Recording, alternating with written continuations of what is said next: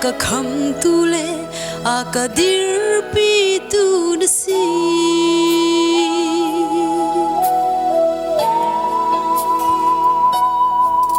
ni fatenin ka boy pa na du nak tua kho ka du ni fatinin ka boy pa nang malung lam ter kan du na tharawin ka shwai lo na tharawin ka uklo ni fatinin ka boy pa na tharawin ka khater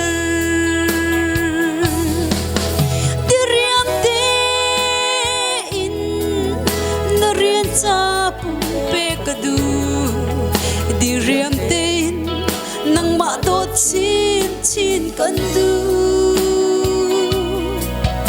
nang malong hi di riam ten ka do tu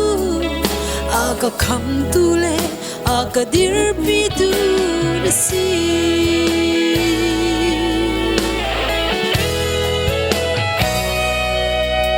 ni fatinin ka boy pa tharau nan than chin ka du ni fatinin ka boy pa zum nak nungin ka khater tharau thei ka tlai ter lo kanun a na mui chuang se ka pum le ka tharau hi na sum par nak cha kam hang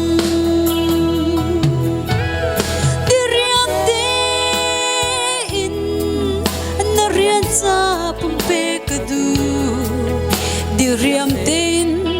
nang ma dot chin chin kandu nang malong hi diriam te na ka do tu aga kham tu le aga dir pi tu na si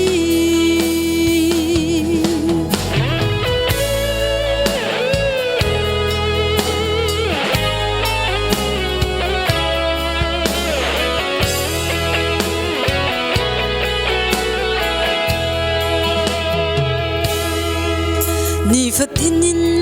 ka boy pa na pen na ko chin ka du ni fatinin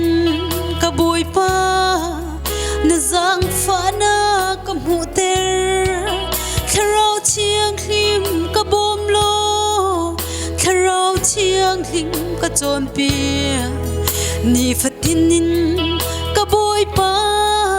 te nak nun ka ngei ter ko diriam te in na rian sa pumpe kandu diriam te nang ma dot chin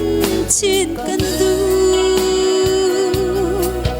nang malong hi diriam te na ka do tu aga kham tu le aga dir pi tu na si nang malong hi diriam te na ka do tu aga kham tu le aga dir pi tu na si